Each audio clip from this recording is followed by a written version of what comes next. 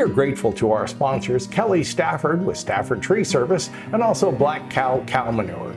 If you need your trees trimmed locally, remember Stafford Tree Service at staffordtreesvc.com. And please visit Black Cow Cow Manure, that's K-O-W.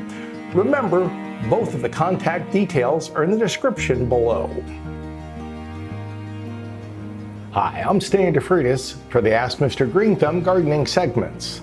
Plant today is Clerodendrum, or bleeding heart. Now there's a number of plants that can be called bleeding heart, and this is just one of them. And that's one of the common problems, I guess, with a common name, is that you may find a number of plants that could be called that in different parts of the world. Clerodendrum, or bleeding heart, that we have here is typically grown in many of the temperate areas around the world. And it's beloved because it has a beautiful little white flower with a little red part to the flower and its nice, gorgeous green leaves. It's a plant that has the ability to be hardy. In real cold areas, you probably have to dig it up, take that whole root system and protect it.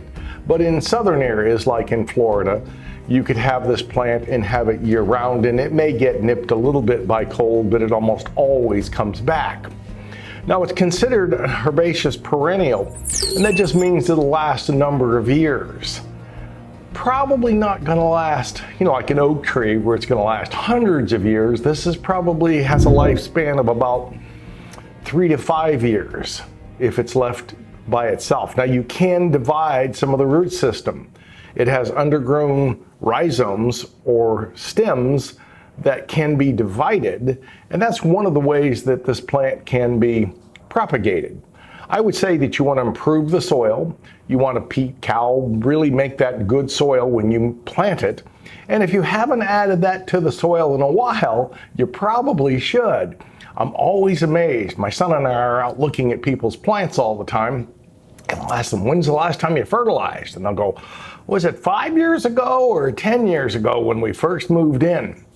And if you're doing that, you need to get on a program where you start to fertilize them. I know there's a move not to give too much nitrogen, and I agree with that. Maybe not too much phosphorus, but it doesn't mean you can go to no fertilizer. If you want your plants to look their best, you're probably going to have to fertilize. And you're also on a plant like this. This tends to be kind of a gangly, vining plant, which means you see in the nursery they have a structure for it to grow on, a little trellis. Now it's just a simple little trellis, and you could either get one and make it bigger. You might think of building a trellis or buying a larger trellis from the garden center. This one will outgrow this one in short order. But the Clerodendrum makes a real showstopper. A lot of times people will plant ferns like sword ferns and other things around it because that beautiful green kind of complements this real showy flower and brack, if you will. But the Clerodendrum, you can see it has a spot or two on a couple leaves. Probably just pinching it off is the easiest thing to do when you see a bad leaf or two.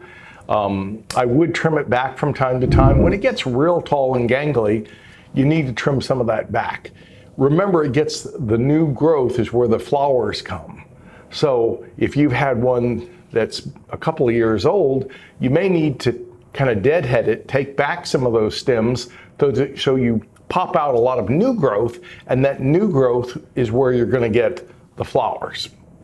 Clerodendrum has a beautiful flower, and I think it's a nice showstopper in your landscape. I encourage you to consider using this plant. I will say, word of caution, if you've got small children or you have dogs that love to chew on things, this plant is considered toxic. So that's a consideration. You've got a dog that likes to chew on stuff, you got little ones that like to put things in their mouths, well, then you might put it where they can't get to it, or you might use it in a situation where you don't have those problems.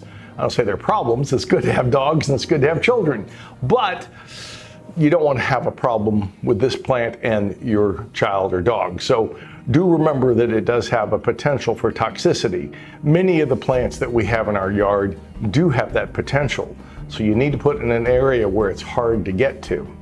Now in our case, our grand doggy Hannah, she's probably going to go through, a hedge and a half to get to something if she wants to. I don't think she'd eat it, but she wouldn't care about if she ran over it. It wouldn't bother her. She's a small tank.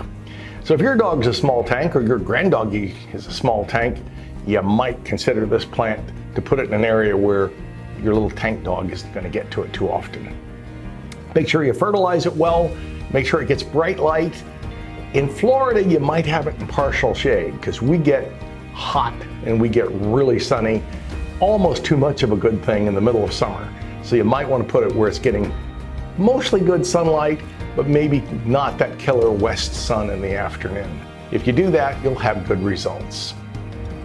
Once again, we thank you all for telling your neighbors and friends, all your garden club folks out there about our show. And because of that, we've got over 1 million people that have viewed our segments. And we appreciate you for making that happen. Thanks.